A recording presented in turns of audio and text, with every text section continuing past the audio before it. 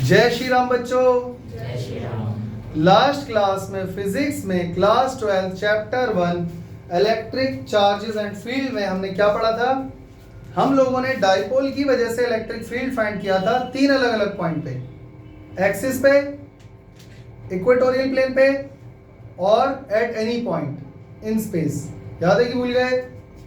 आज हम लोग क्या करने वाले हैं, उसी डाइपोल को उठाकर एक यूनिफॉर्म इलेक्ट्रिक फील्ड में रख देंगे। मेरी बात समझ में आ रही है? डाइपोल तो जानते हो ना, डाइपोल को उठा के हम कहाँ रख देंगे? एक यूनिफॉर्म इलेक्ट्रिक फील्ड में, और फिर ये देखेंगे उस पर कितना फोर्स लग रहा है, उस फोर्स की वजह से क्या इफेक्ट प्रोड्यूस हो रहा है। समझ में आ गया? करें शुरू। यानी आज हम पढ़ने वाले हैं टॉर्क या हाँ ठीक है, टॉर्क ऑन ए डाइपोल,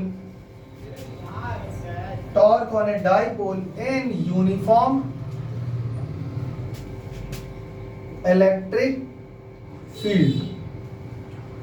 बच्चों पहले मुझे ये बताओ, तुम्हें यूनिफॉर्म इलेक्ट्रिक फील्ड का मतलब पता है? यूनिफॉर्म इलेक्ट्रिक फील्ड का मतलब पता है? मैंने तुम्हें पहले भी बताया था, इलेक्ट्रिक फील्ड का मतलब होता है या तो वो लाइन होगी या तो कर्व होगा। पर अगर मान लो दो प्लेट है, एक प्लेट पॉजिटिवली चार्ज है, एक प्लेट नेगेटिवली चार्ज है, तो पॉजिटिव चार्ज प्लेट से इलेक्ट्रिक फील्ड बाहर निकलेगा, नेगेटिव प्लेट में एंड हो जाएगा। सही है? तो इधर से जो इलेक्ट्रिक फील्ड निकल के नेगेटिव प्लेट में जा रहा है, क्या वो सभी इलेक्ट्रिक फील्ड लाइंस पैरेलल है, इक्विडिस्टेंट है, टेढ़ी मेढ़ी तो नहीं है, क्रॉस तो नहीं कर रही? तो कौन सा इलेक्ट्रिक फील्ड बन गया? समझ में आ गया? तो ऐसा ही एक यूनिफॉर्म इलेक्ट्रिक फील्ड प्रेजेंट है मान लो कहीं पर, और उसमें उठा के हम क्या रखने जा रहे हैं? डाइपोल। समझ गए? इसके अलावा क्या तुम्हें ये पता है कि पॉजिटिव चार्ज अगर इलेक्ट्रिक फील्ड के अंदर आ जाए, मान लो इलेक्ट्रिक फील्ड इधर जा रहा है, ठीक है, और ये पॉजिटिव पॉइंट चार्ज आ गया इसके सामने, तो क्या होगा? ये इलेक्ट्रिक फील्ड इसके अपने साथ बहाकर ले जाएगा। ये मैं तुम्हें कई बार बता चुका हूं। और अगर नेगेटिव चार्ज है और इलेक्ट्रिक फील्ड आ रहा है तो ये उसको अपने पास खींच लेगा। समझ में आ रहा है? ये बात सबको क्लियर है? तो चलो भाई शुरू करते हैं। एक यूनिफॉर्म इलेक्ट्रिक फील्ड बनाते हैं पहले, एक यूनिफॉर्म इलेक्ट्रिक फील्ड बनाते हैं।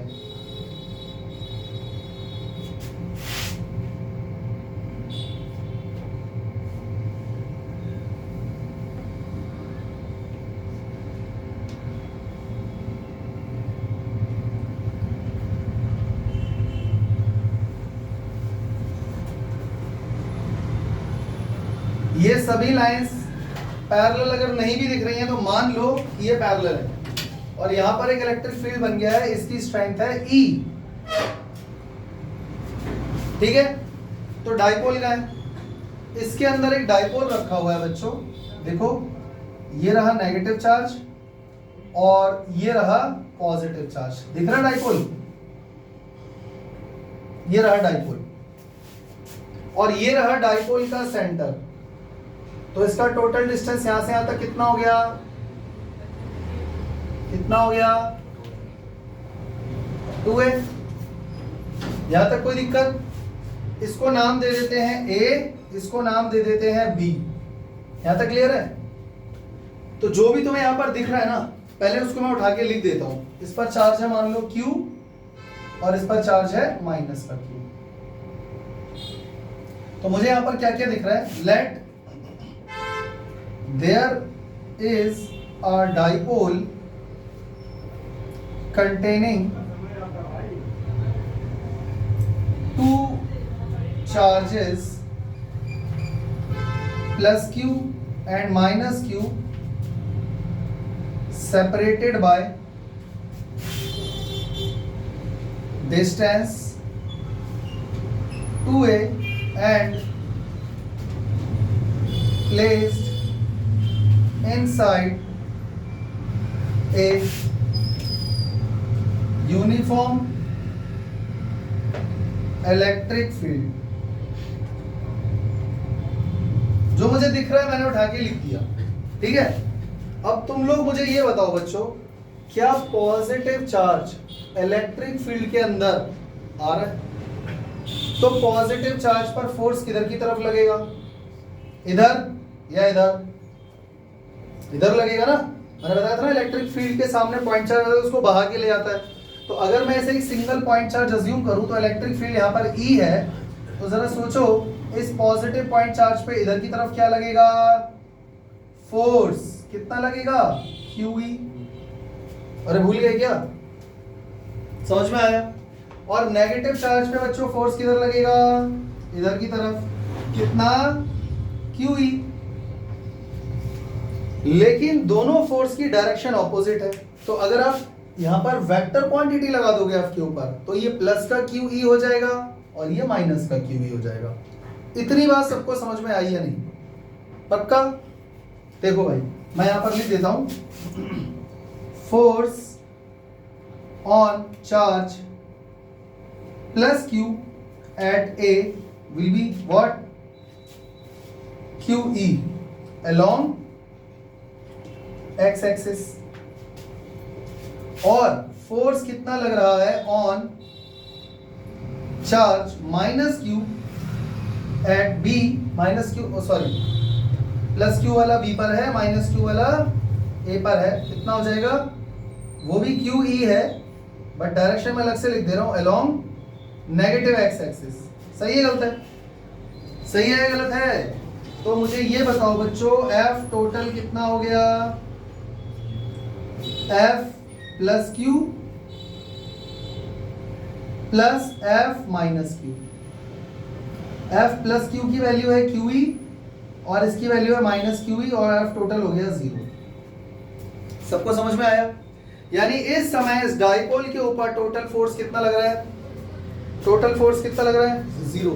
लेकिन इस डाइपोल पर इस फोर्स की वजह से जो इफेक्ट लग रहा है वो तो 0 है, सॉरी फोर्स तो 0 है पर फोर्स की वजह से जो इफेक्ट प्रोड्यूस हो रहा है वो 0 नहीं है।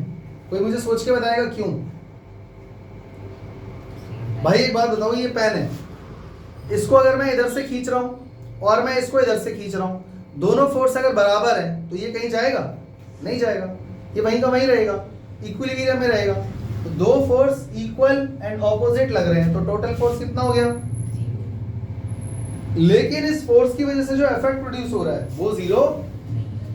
बताता हूं क्यों। बच्चों मान लो ये मार्कर है, इसको मैं डाइपोल की तरह यहां रख देता हूं। ये इमेजिन करो ये एक लकड़ी है, इसको रस्सी से पकड़ के यहां खींच रहे हैं, इसको रस्सी से पकड़ के यहां खींच रहे हैं, तो ये ऐसे नहीं हो जाएगा।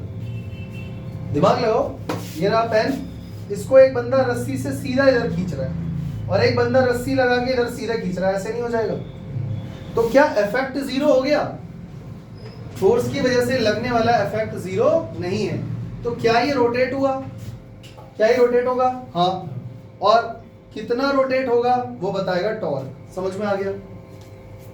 बच्चों मान लो इस डाइपोल को हमने पहले से ही थीटा एंगल पे रखा था, कहीं भी बना लो थीटा ही बनेगा, यहाँ पे बना लो, यहाँ पे बना लो, थीटा तो सब जगह सेम ही रहेगा। तो यहाँ पर मैं तुम्हें ये बताना चाहता हूं कि टोटल जो फोर्स लग रहा है ना ऑन डाइपोल वो तो कंफर्म है 0 है, लेकिन टोटल जो टॉर्क है, टॉर्क का मतलब होता है इफेक्ट ऑफ फोर्स, वो 0 नहीं है। टॉर्क 0 नहीं है, तो टॉर्क 0 नहीं है तो है कितना भैया, तो टॉर्क फाइंड करना पड़ेगा अब हमें। तो टॉर्क का फॉर्मूला कौन बताएगा, टॉर्क का फॉर्मूला होता है आइदर फोर्स, कोई भी एक फोर्स ले लो, 11th क्लास में 7th चैप्टर में मैंने तुम्हें बताया था, either force multiply by perpendicular distance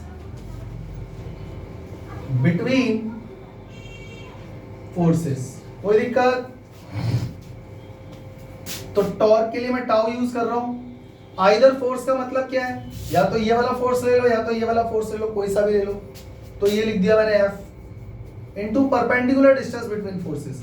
बच्चों दो फोर्सेस के बीच में परपेंडिकुलर डिस्टेंस कितना है, देखो एक फोर्स जा रहा है यहां, एक फोर्स जा रहा है यहां, तो एक लाइन ये रही, एक लाइन ये रही, इन दो लाइनों के बीच का परपेंडिकुलर डिस्टेंस ये तो नहीं है, ये तो नहीं है।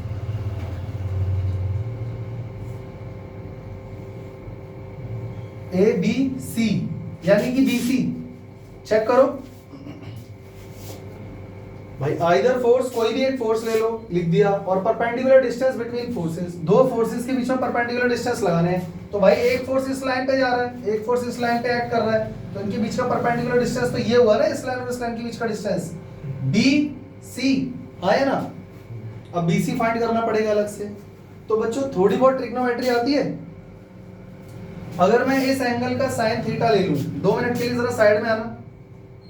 अगर मैं यहाँ पर साइन थीटा ले लूं, साइन थीटा का फॉर्मूला होता है P/H, तो इस थीटा के हिसाब से P कौन है? BC। और बच्चों H कौन है? 2A। 2A नहीं है, चेक करते जाओ भाई डायग्राम में। तो 2A अगर इधर मल्टीप्लाई हो जाएगा तो BC की वैल्यू कितनी आ जाएगी? 2A। कोई दिक्कत? यहां तक कोई दिक्कत? तो अब बताओ BC की वैल्यू क्या पुट करेंगे हम लोग? F की वैल्यू क्या पुट करोगे? QE, ईदर फोर्स, कोई एक फोर्स। तो यहां पर आ गया Q into E into BC की वैल्यू क्या पुट करोगे? 2A sine theta. 2A sine theta. कोई दिक्कत? सबको समझ में आ गया? बच्चों इसके अलावा मुझे एक चीज और बताओ, डाइपोल मोमेंट याद है या भूल गए?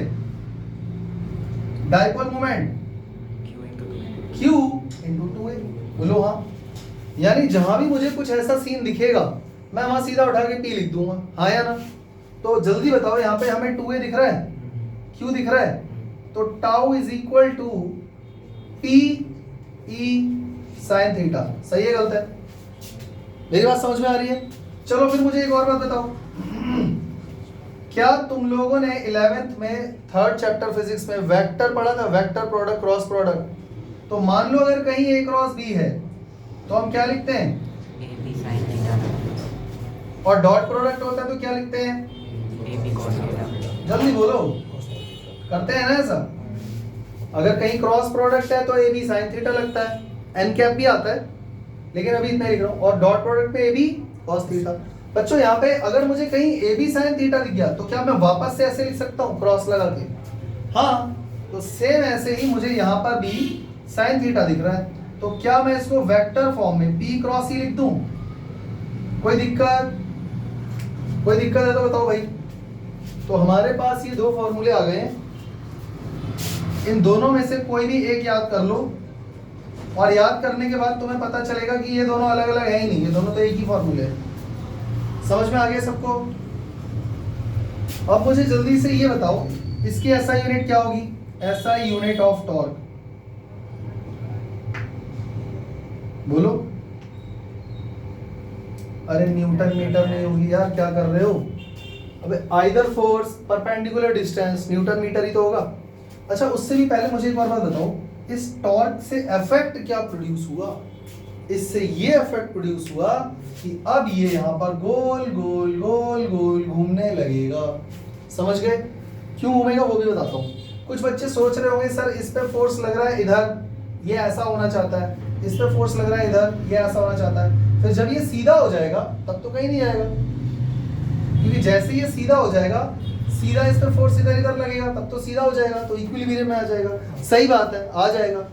लेकिन मान लो अगर बहुत तेजी से घूम गया और ये एकदम से यहाँ पर अगर नहीं रुक पाया और ये घूम गया, तो फिर फोर्स लगता रहेगा और ये रोटेट होता रहेगा। जैसे पंखा चलाते हो, पंखा घूमता है, तो जैसे ही स्विच ऑफ करते हो तुरंत बंद हो जाता है क्या? वो अपने खुद के मोमेंटम की वजह से घूमता रहता है ना। वैसे ही जैसे ही यहाँ से रोटेट होना स्टार्ट होगा वो आगे घूम जाएगा, फिर दोबारा फोर्स लगेंगे, अनबैलेंस हो जाएगा, वो घूमता रहेगा। नहीं आ रहा समझ में? आ गया समझ में? तो यहाँ पर क्या इफेक्ट प्रोड्यूस हो रहा है? Due to this torque dipole will rotate in the electric field. सब लोग समझ गए? अब आते हैं इसके केसेस पर। अब आते हैं केसेस पर। केस नंबर 1, बच्चों मान लो थीटा हो गया 0 डिग्री। इमेजिन करो इस फिगर में थीटा, ये एंगल थीटा है ना, 0 हो गया, तो पक्का ये थीटा कम होते होते होते होते होते 0 ऐसे हो जाएगा। यानी थीटा 0 तब होगा जब डाइपोल ऐसा हो जाएगा। मेरी बात सबको समझ में आ रही है? तो अगर थीटा 0 हो गया तो पहले तो मुझे ये बताओ, फोर्स तो वैसे भी 0 है ही, क्या टॉर्क भी 0 हो जाएगा? हाँ, क्योंकि अगर डाइपोल सीधा हो गया, एक फोर्स इधर लग रहा है एक फोर्स इधर लग रहा है, तो थोड़ी ना रोटेट होगा। तो इसका मतलब ये हुआ कि अगर थीटा 0 होगा तो टॉर्क कितना हो जाएगा? T sine theta, T sine 0। Sine 0 की वैल्यू क्या होती है?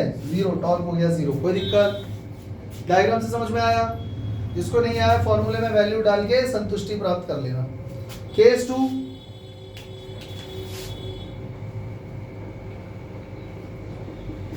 अच्छा ये स्टेबल है, ये भी याद रखना, ये थोड़ा सा स्टेबल भी है। और स्टेबल क्यों है अभी बताता हूं, 2 मिनट रुको।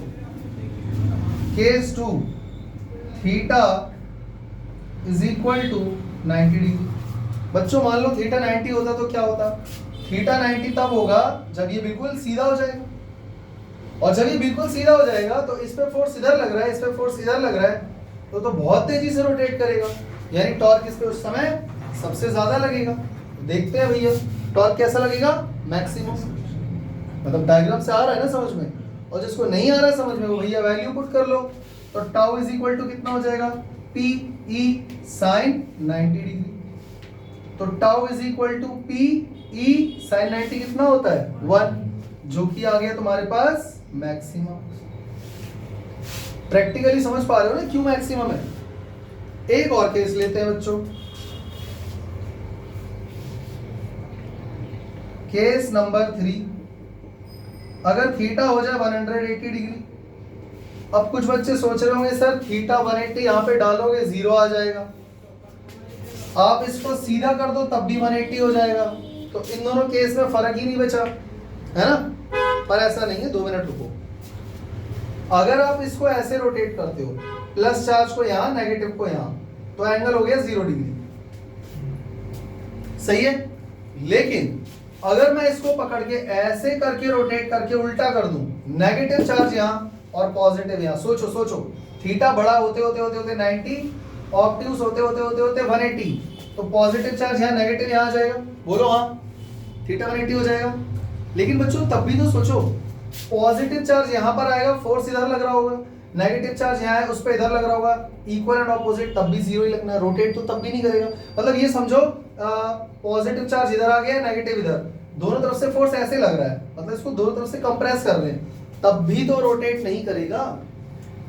तो बात तो यही वाली हो गई ना, थीटा 0 वाली। लेकिन एक फर्क है, अभी समझाता हूं। Tau is equal to P E sine 180, और साइन 180 कितना होता है? टाउ 0। लेकिन बच्चों ये वाला जो केस है ना, ये सबसे ज्यादा अनस्टेबल है, ये अनस्टेबल है। पूछो क्यों? पूछो क्यों, बताता हूं। थीटा जब 0 था ना, तो पॉजिटिव चार्ज को इधर और नेगेटिव को इधर सीधा खींच रहे थे, ये दोनों ऐसे रोटेट हो गया, सीधा हो गया। और कोई स्केल लेना, देखो स्केल दिख रही है, स्केल में होल नजर आ रहा है, जहां पर होल है वो पॉजिटिव चार्ज अज्यूम कर लो, और नेगेटिव इधर नेगेटिव चार्ज है, समझ में आ रहा है? तो इमेजिन करो ये ऐसे रखा हुआ है, पॉजिटिव चार्ज, ये होल है।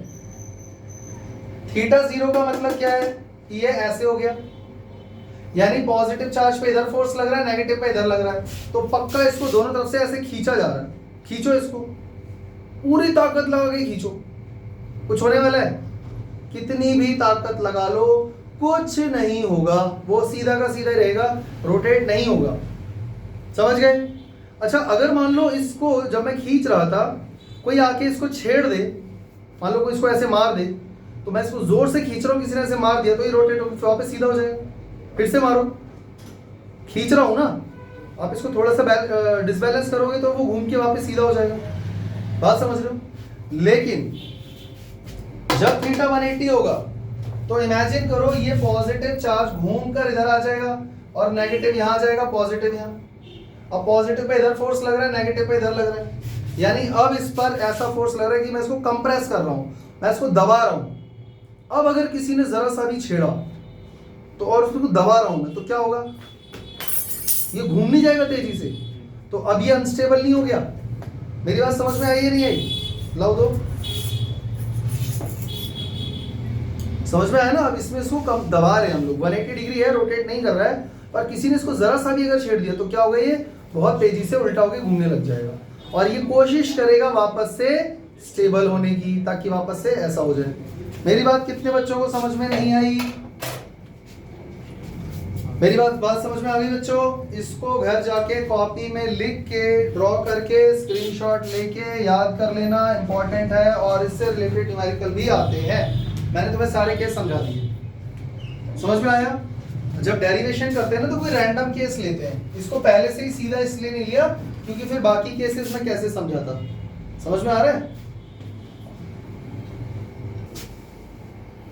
अब हम लोग अगला टॉपिक स्टार्ट करने जा रहे हैं। हमारा अगला टॉपिक है इलेक्ट्रिक फ्लक्स। लेकिन फ्लक्स को समझने से पहले आपको एरिया वेक्टर समझना होगा, ठीक है? तो इसको जो है कोई अलग से नया टॉपिक बना के डेफिनेशन वगैरह लिखने की जरूरत नहीं है। फ्लक्स एरिया वेक्टर क्या होता है पहले ये समझ लो, और उसका यूज हम कैसे करते हैं, क्यों करते हैं, कहाँ करते हैं, ये समझ लो, ठीक है? कोई जानता है एरिया वेक्टर के बारे में? एरिया वेक्टर किसी को पता है तो जल्दी बताओ भाई। अगर शर्म आ रही है तो बताओ, वीडियो पॉज कर देता हूं, फिर बोल दे रहा। एरिया वेक्टर मालूम है किसी को? रौनक, तुमको तो मालूम होगा। भूल गया? अगर बोलोगे नहीं ना तो मैं कैमरा तुम्हारी तरफ घुमा दूंगा फिर। अच्छा सुनो, एरिया वेक्टर से पहले एरिया से बात करें, ठीक है बच्चों? मुझे पता है कि तुम सब एरिया को तो पक्का जानते होगे। एरिया इज अ, सिर्फ एरिया की बात कर रहा हूं, एरिया वेक्टर की नहीं। Area is a scalar quantity. बोलो हाँ भाई, ये मत बोलना कि ये स्केलर क्यों है। अरे length into breadth, pi r square, half into base into height, base into height, half into sum of parallel sides into distance between them, ये सारे अलग अलग फॉर्मूले एरिया के फाइंड करे हैं ना। तो एरिया स्केलर ही तो है, मैग्नीट्यूड ही तो दे रहा है, उसमें डायरेक्शन का है। पर एरिया वेक्टर जो है पूरा, ये एक वेक्टर क्वांटिटी है। देखो समझा रहा हूं, कोई चीज ध्यान से सुन लो, काम आएगा। ये एक वेक्टर क्वांटिटी है। तो सवाल ये है कि भैया एरिया से आपका काम नहीं चल पा रहा था क्या, जो आपने एरिया को भी वेक्टर बना दिया? कुछ तो छोड़ दो यार स्केलर, कुछ तो छोड़ दो बिना डायरेक्शन का। और यहाँ डायरेक्शन लगा के क्या ही साबित कर लोगे? इसको वेक्टर बना के क्या साबित करना चाहते हो? सुनो, कभी कभार हमें फिजिक्स में कई बार ऐसी चीजों की जरूरत पड़ जाती है जहां पे हमें एरिया को वेक्टर मान के चलना पड़ता है। मतलब मैथ में ठीक है, फिजिक्स में कई बार देखो एरिया एक स्केलर क्वांटिटी है, बस एरिया फाइंड कर दो हो गया। लेकिन कई बार ऐसा होता है कि मुझे एरिया वेक्टर ज्यादा बेहतर होता है रिप्रेजेंट करने के लिए किसी एरिया को, बजाय सिर्फ एरिया के। अगर नहीं समझ में आ रहा तो एक एग्जांपल देता हूं। देखो ये कॉपी है, या इसको ना एक थिन शीट मान लेते हैं, ठीक है? कुछ और है प्लेन सा, ये प्लेन मान लेते हैं। ये क्या है? यहां से क्या दिख रहा है? एरिया।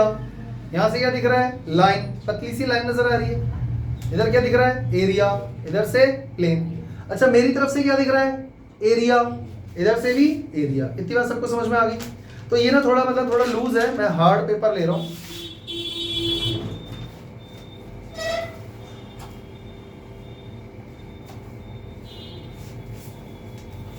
इसको एक प्लेन मान लो, ठीक है? और ये इसका एरिया है, लेंथ इनटू ब्रेथ बन गया एरिया। अब बच्चों मुझे ये बताओ, अगर मैं सिर्फ इधर से ही इसको देखना चाहता हूं, मैं इधर से ही इसका एरिया फाइंड करना चाहता हूं, ये मेरी जिद है, जबरदस्ती है कि मैं इधर से ही इसको जो भी काम करना चाहता हूं इधर ही करना है। वो अलग बात है कि एरिया इधर से भी उतना ही आएगा। आप लेंथ इनटू ब्रेथ करोगे तो ऐसा नहीं है कि यहाँ का एरिया कुछ और है, यहाँ का एरिया कुछ और है। एक ही प्लेन का एरिया दोनों साइड से सेम है। पर फिजिक्स में डायरेक्शन भी तो होती है ना एक चीज। तो मैं ये चाहता हूं कि मैं इसको बस यहां से देखूं, इधर से ही मुझे अच्छा लग रहा है, इधर ही मुझे सब काम करने हैं, जो भी काम करना है, डेरिवेशन, लेंथ नापनी है, और मुझे इधर ही करना है। करो या मरो, इधर ही मरो। पीछे की साइड से मुझे कोई लेना देना नहीं है। तो उस समय जरा सोच के देखो, क्या आपने एरिया के साथ डायरेक्शन नहीं ऐड कर दी कि मुझे इस एरिया के इधर ही रहना है, मुझे पीछे जाना ही नहीं है, पीछे देखना ही नहीं है, पीछे कोई काम करना ही नहीं है। तो अभी एरिया, इस साइड का रीजन क्या बन गया? Area vector. मेरी बात समझ में आई? या जैसे ऐसे करते हैं, मुझे जो भी काम करना है इसके ऊपर करना है, जादू मंत्र तंत्र सब, area vector, derivation, charge, superposition, छू, ऊपर, नीचे से कुछ नहीं करना। तो क्या आपने इस एरिया के साथ एक डायरेक्शन नहीं ऐड कर दी कि मुझे ऊपर रहना है? सबको समझ में आया? यार ये क्लिप काट के मीम मत बना देना, ठीक है? मेरी बात समझ में आ गई ना? तो यहां पे जैसे मान लो ये एक एरिया है,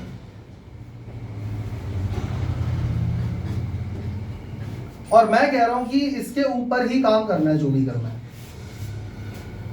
इसका एरिया, एक छोटा सा एरिया काट लेता हूं इसमें से, ये बहुत ही वेरी स्मॉल एरिया है, इसको बोल देते हैं ds, ठीक है? टोटल एरिया है a, उसका छोटा सा एरिया काटा ds, लेकिन मुझे काम करना है इसके ऊपर। तो डायरेक्शन बताने के लिए यूनिट वेक्टर तो चाहिए ही चाहिए। सिर्फ डायरेक्शन बताने के लिए क्या चाहिए? Unit vector. तो अगर मैं ds लिखता हूं तो ये एक स्मॉल एरिया है, लेकिन अगर मैं ds के साथ एन कैप लगा देता हूं तो अब ये क्या बन गया बच्चों? Area vector, small area vector. मेरी बात समझ में आ गई? अगर मैं a बोलता हूं तो इसका मतलब है टोटल एरिया, और अगर मैं a के साथ एन कैप लगा देता हूं तो इसका मतलब ये हो गया कि मैं बात कर रहा हूं एरिया वेक्टर की। एरिया का मतलब सिर्फ इस प्लेन का एरिया, एरिया वेक्टर का मतलब इसका एरिया अलोंग विद, या मुझे ऊपर काम करना है। तो ये जो एन कैप है ना, ये एक यूनिट वेक्टर है, एरिया का यूनिट वेक्टर है। समझ में आ गया? तो ये जो एन कैप है ये हमेशा प्लेन के परपेंडिकुलर रहता है। एक और एग्जांपल लेते हैं बच्चों। मान लो ये एक प्लेन है,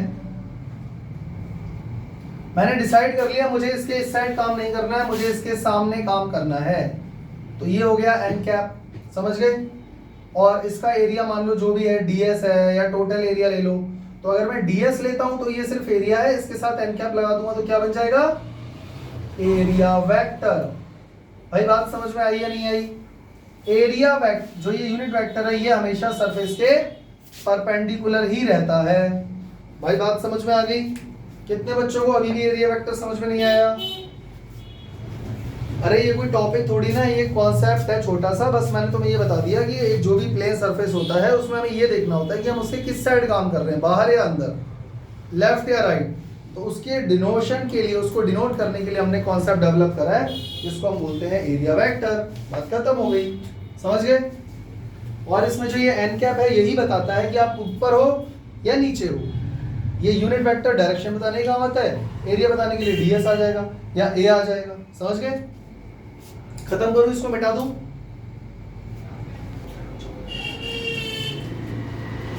तो अब हम अगले टॉपिक की तरफ चलते हैं जो है इलेक्ट्रिक फ्लक्स। ये जो मैंने एरिया वेक्टर समझाया ना, ये इसी से एसोसिएटेड है। तो हम पढ़ने जा रहे हैं बच्चों इलेक्ट्रिक फ्लक्स। पहले मुझे ये बताओ, ये जो वर्ड होते हैं ना नए नए, यही दिक्कत करते हैं।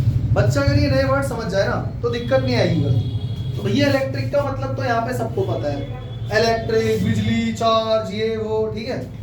फ्लक्स क्या है? अब ये फिर एक नया पंगा आ गया। What is this flux? बच्चों फ्लक्स कुछ भी नहीं है, a kind of flow. Flux क्या है? एक तरीके का फ्लो है, समझ गए ना? कुछ बह रहा है, कुछ जा रहा है।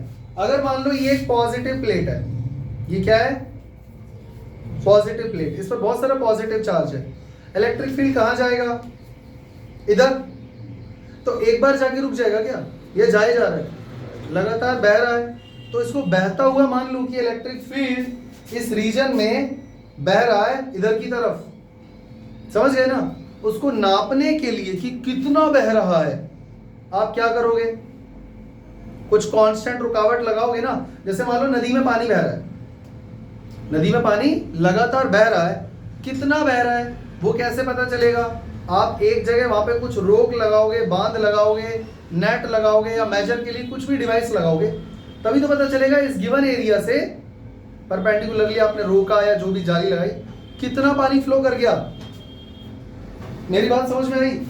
ठीक उसी तरीके से हम यहां पर क्या करेंगे, मान लो यहां पर इलेक्ट्रिक फील्ड आ रहा है इधर से इधर, इधर से इधर की तरफ इलेक्ट्रिक फील्ड बह रहा है और मैंने उसको, उसका जो बहाव है वहां पर एक एरिया लगा दिया, मैंने यहाँ पे एरिया लगा दिया। अब ऐसा नहीं है कि इलेक्ट्रिक फील्ड इससे रुक जाएगा, इसके अंदर से होकर निकल जाएगा, पर यहां से कितनी इलेक्ट्रिक फील्ड लाइंस इसको पार करके गई परपेंडिकुलरली। मेरी बात समझ में आई? एक गिवन एरिया के अंदर से कितनी इलेक्ट्रिक फील्ड लाइन पार करके जाती हैं परपेंडिकुलरली, इसी बात को बोलते हैं इलेक्ट्रिक फ्लक्स। कोई दिक्कत? अब बताओ इलेक्ट्रिक फ्लक्स क्या है? It is a property of electric field. पहली बात तो याद रखना है एक इलेक्ट्रिक फील्ड की प्रॉपर्टी। अब होता क्या है इलेक्ट्रिक फ्लक्स भैया? इलेक्ट्रिक फ्लक्स होता क्या है?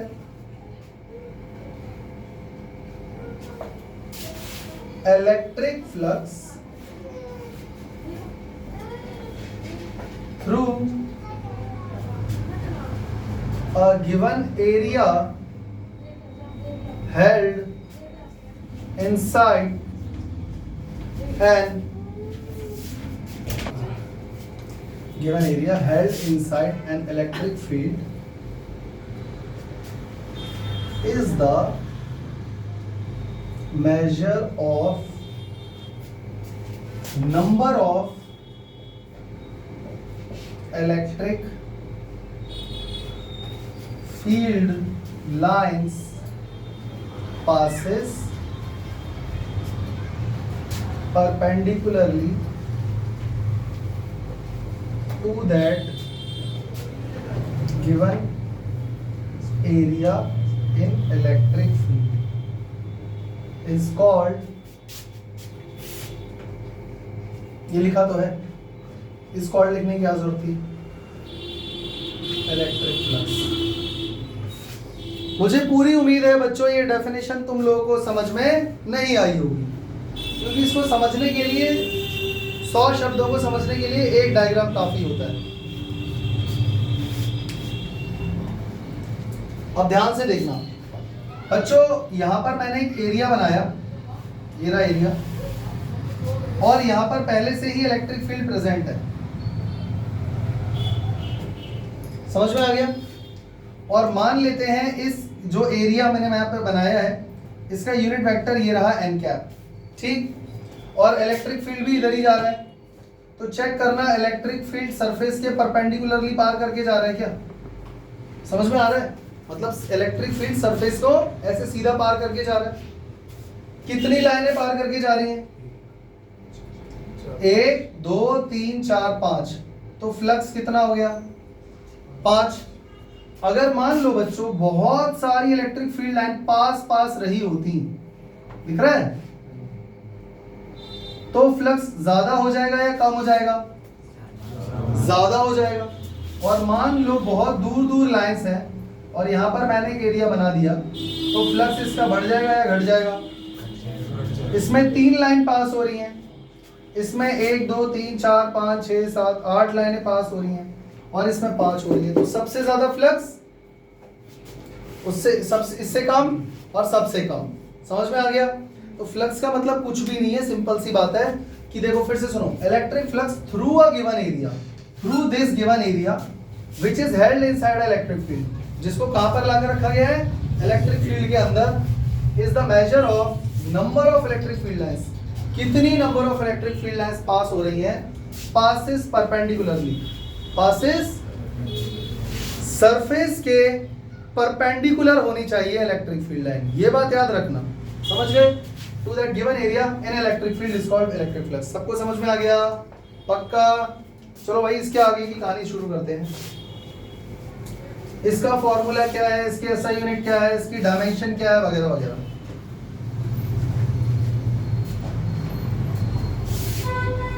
It is इट इज मतलब electric flux is denoted by five it is denoted by phi. इसको हम किससे डिनोट करते हैं बच्चों?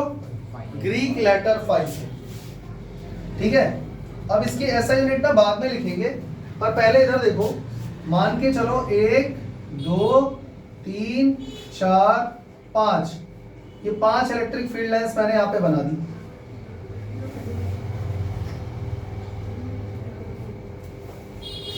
ठीक है, इलेक्ट्रिक फील्ड लाइंस कहाँ जा रही हैं? उधर। और प्लेन सरफेस ऐसे रखा हुआ है, सामने से देखोगे तो एक लाइन दिखेगी ना, लेकिन मैंने थोड़ा टेढ़ा बना दिया ताकि नजर आए। ये सभी फील्ड लाइंस चेक करो परपेंडिकुलर है सरफेस के, और इसका जो सरफेस का एन कैप है, एरिया वेक्टर, वो इधर जा रहा है। और मैंने यहाँ पे छोटा सा एरिया काट लिया, इसका नाम है ds। छोटा सा एरिया काटा, उसका नाम क्या है? और एरिया वेक्टर एन कैप ये रहा, इलेक्ट्रिक फील्ड ये रहा। तो बच्चों व्हाट इज थीटा? सबसे पहले थीटा के बारे में समझ लो। थीटा क्या होता है? It is the angle between electric field and N cap. Electric field और एन कैप के बीच में बनने वाला एंगल कहलाता है थीटा। कोई मुझे बताएगा यहाँ पे थीटा कितना है? 0 डिग्री। चेक करो, इलेक्ट्रिक फील्ड भी इधर जा रहा है, एन कैप भी इधर जा रहा है, तो एन कैप और इलेक्ट्रिक फील्ड के बीच में बनने वाला एंगल ही तो थीटा है ना। तो थीटा क्या हुआ? बात समझ में आ गई? अब कुछ बच्चे सोच रहे होंगे सर आपने तो यहाँ पे परपेंडिकुलरली लिखा था। अरे भाई, परपेंडिकुलर तो इलेक्ट्रिक फील्ड सरफेस के होना चाहिए। ये सरफेस है, इलेक्ट्रिक फील्ड इधर जा रहा है, इसको पार करके परपेंडिकुलरली, ये देखो, तो इलेक्ट्रिक फील्ड तो परपेंडिकुलर ही है, तो थीटा 90 थोड़ी ना हो जाएगा। पहले ये समझो थीटा क्या है। Theta is the angle between electric field and N cap. तो एन कैप और इलेक्ट्रिक फील्ड के बीच का एंगल अगर 0 हो जाएगा तभी तो इलेक्ट्रिक फील्ड सरफेस के परपेंडिकुलर होगा। बात समझ में आ गई? तो इसका फॉर्मूला क्या होता है? फॉर्मूला फ्लक्स इज, छोटा सा flux is equal to electric field dot छोटा सा सरफेस एरिया एन कैप। समझ में आ गया? बल्कि एन कैप को हटा दूं ना अगर, तो वेक्टर बन जाएगा। समझ में आ गया? तो यहाँ पर फ्लक्स कितना हुआ बच्चों? E dot ds। और क्योंकि ds लिखा हुआ है तो यहाँ पे d फाई लिखूंगा। समझ में आ गया? छोटा सा सरफेस एरिया ले रहा हूं ना, तो फ्लक्स भी छोटा सा ही आएगा। बच्चों तुम्हें पता होगा जहां भी डॉट प्रोडक्ट आता है वहां पे क्या लगता है? cos theta. तो यहाँ फॉर्मूला क्या हुआ? E ds cos theta. तो यहाँ पर फॉर्मूला क्या लग जाएगा? d phi is equal to E dot ds cos theta. और थीटा यहाँ पर कितना है? 0 डिग्री। तो d phi is equal to E dot ds आ गया। तो असली फॉर्मूला कौन सा हुआ? ये वाला। समझ गए ना? तो फ्लक्स का टोटल फॉर्मूला, अगर मान लो मैं इसको इंटीग्रेट कर दूं both side, integrate both sides अगर मैं कर दूं तो छोटा सा फ्लक्स बन जाएगा पूरा फ्लक्स, इलेक्ट्रिक फील्ड तो वही रहेगा, छोटा सा सरफेस एरिया बन जाएगा टोटल एरिया। अब टोटल एरिया एस से डिनोट करो या ए से, कोई फर्क नहीं पड़ता, और cos थीटा। और मैं इसको ऐसे भी लिख सकता हूं, ई ए cos थीटा। एस और ए का एक ही बात है, मतलब वो एरिया है बस खाली। ठीक है, तो हमें अब कौन सा फॉर्मूला याद रखना है फ्लक्स का? E डॉट ds या फिर E a cos theta, where theta is the angle between N cap and electric field. कोई दिक्कत? यहाँ तक सबको समझ में आया कि नहीं? पक्का? अच्छा, अब एक और बात बताओ बच्चों, ध्यान से देखो, ये एक प्लेन सरफेस है, ठीक है, और इलेक्ट्रिक फील्ड यहां पे ऐसे जा रहा है। देखो,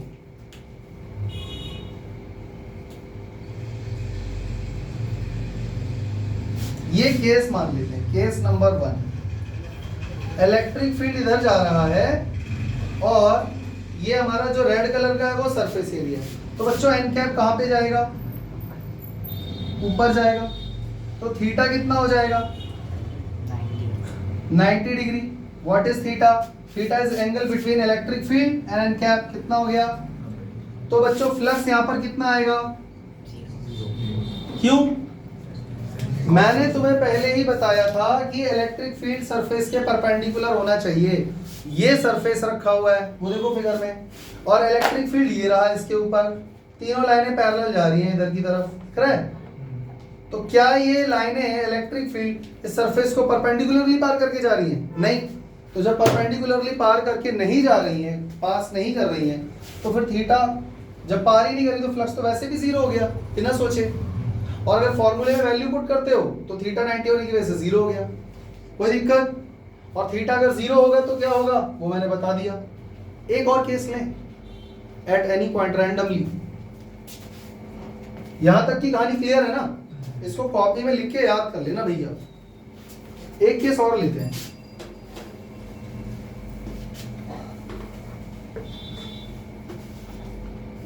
बच्चों ऐसा भी तो हो सकता है कि इलेक्ट्रिक फील्ड ऐसा कहीं टेढ़ा मेढ़ा जा रहा हो, ये देखो, अरे हो सकता है कि नहीं? और एरिया जो एरिया बना रहा हूं ना मैं, वो ऐसा, वो अपना वैसा का वैसा ही है, ये अपना एरिया है, और इसका जो एन कैप है वो इधर जा रहा है, जबकि इलेक्ट्रिक फील्ड इसको पार करके इधर की तरफ जा रहा है। समझ में आ रहा है बच्चों? यहाँ पर इलेक्ट्रिक फील्ड और एन कैप के बीच में एंगल क्या बन रहा है? थीटा। भाई ये तो नॉर्मल है, और इलेक्ट्रिक फील्ड तो नॉर्मली पार करके नहीं जा रहा ना। मेरी बात समझ में आ रही है? एन कैप को चेक करो, एन कैप तो हमेशा एरिया वेक्टर के परपेंडिकुलर ही होता है, लेकिन इलेक्ट्रिक फील्ड इस बार इसके अंदर से परपेंडिकुलरली नहीं जा रहा है, ऐसा टेढ़ा मेढ़ा जा रहा है। तो यहाँ पे बच्चों थीटा की वैल्यू क्या हो गई? थीटा। थीटा मतलब समझ गए ना? Theta is the angle between electric field and N cap. अब कैसे फ्लक्स निकालोगे? अब तुम्हें समझ में ये आएगा कि यहाँ पे cos थीटा ही क्यों लिया गया है और क्यों यहाँ पे डॉट प्रोडक्ट ही किया गया है। देखो बच्चों, हम ये बात अच्छे से जानते हैं कि फ्लक्स का मायने तभी है, फ्लक्स का मतलब सार्थक तभी होगा जब इलेक्ट्रिक फील्ड सरफेस के परपेंडिकुलर जाएगा। बोलो हाँ। क्या ये इलेक्ट्रिक फील्ड परपेंडिकुलर है? नहीं। तो क्या इसको जीरो कर दें? नहीं। जीरो तब करेंगे जब उसको क्रॉस ही नहीं करके जा रहा। अरे भाई क्रॉस तो कर रहा है ना, परपेंडिकुलर नहीं कर रहा तो क्या हुआ? तो हम ये बात जानते हैं कि जब भी कोई टेढ़ा मेढ़ा फोर्स मिलता है तो हम उसको वर्टिकल और हॉरिजॉन्टल कंपोनेंट में डिवाइड करके क्या बना देते हैं? ये तो जानते हो ना। चेक करो इलेक्ट्रिक फील्ड के दो कंपोनेंट क्या बने, जो एक तो ऊपर जा रहा है, ये हो गया ई साइन थीटा, और एक इधर की तरफ जाएगा, ये क्या हो जाएगा? E cos theta. जब हम इसको दो पार्ट में डिवाइड कर देते हैं तब इसका कोई काम नहीं होता। अब यहाँ पर इस इलेक्ट्रिक फील्ड का कोई काम नहीं है। अब बच्चों तुम मुझे खुद बताओ, यहाँ पर जो मैंने ये दो नए वेक्टर बनाए हैं साइन थीटा और कॉस थीटा वाले, उसमें से ई साइन थीटा वाले की वजह से कोई फ्लक्स बनेगा? क्योंकि ई साइन थीटा तो प्लेन के साथ ही जा रहा है, मतलब यही वाला केस बन गया। लेकिन तो इसकी वजह से भी कोई फ्लक्स नहीं बनने वाला। ये वाला जो cos थीटा है वो परपेंडिकुलर जा रहा है, तो फ्लक्स का फॉर्मूला क्या होता है? E cos थीटा, क्योंकि E का ये वाला पार्ट लिया जाएगा, इनटू ds। अब चेक करना फ्लक्स का फॉर्मूला क्या हो गया? E ds cos theta. फिर बच्चों क्या करेंगे अगर cos थीटा हटाना हो तो? E dot ds। समझ में आया क्यों डॉट प्रोडक्ट लिया गया है और क्यों cos थीटा का फॉर्मूला यहाँ पर बना? कितने बच्चों को बात समझ में आ गई? कितने बच्चों को बात समझ में आ गई? तो जब ऐसा कोई रैंडम केस रहता है तो cos थीटा वाला कंपोनेंट लिया जाता है, इसीलिए फॉर्मूला आया है। कोई दिक्कत? समझ गए? लेकिन कहानी अभी खत्म नहीं हुई है। इसको स्क्रीनशॉट लेके कॉपी में लिख लेना, मैं इसको रेस करने जा रहा हूँ और मुझे इसमें कुछ और चीजें ऐड करनी है। मिटा दो बच्चों, ये इंपॉर्टेंट है, ठीक है?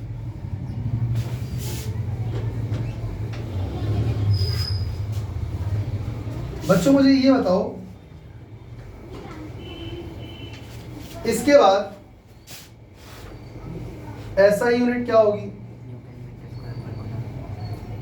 फ्लक्स की? तो फ्लक्स का फॉर्मूला क्या है? ई डॉट डी एस, यानी कि इसकी ऐसा यूनिट हो जाएगी, देखो न्यूटन पर कूलम, और एरिया का होता है मीटर स्क्वायर, तो इसकी ऐसा यूनिट हो गई न्यूटन मीटर स्क्वायर पर कूलम। कोई दिक्कत?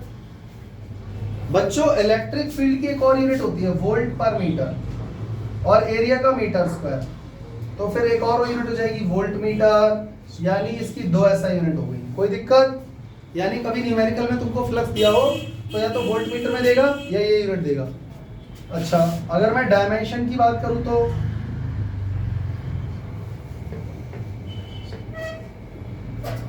डायमेंशनल फॉर्मूला क्या होगा, इसी से निकाल लो ना, E डॉट डी एस से। तो एरिया है और इलेक्ट्रिक फील्ड है।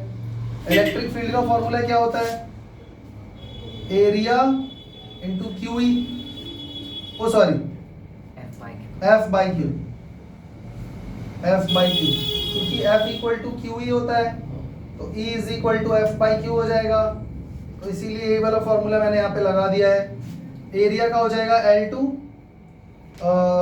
फोर्स का होता है MLT माइनस 2 और चार्ज का होता है AT। अब जरा जल्दी बताओ सॉल्व करके क्या आया। ML3T माइनस 3A माइनस 1, सही है गलत है? तो ये इसकी डायमेंशन हो गई, समझ में आ गया? तो डायमेंशन हो गई, दो SI यूनिट हो गई, ये मैं मार्क कर दे रहा हूँ, कॉपी में लिख लेना, 1 2 3 और 4, ठीक है भाई?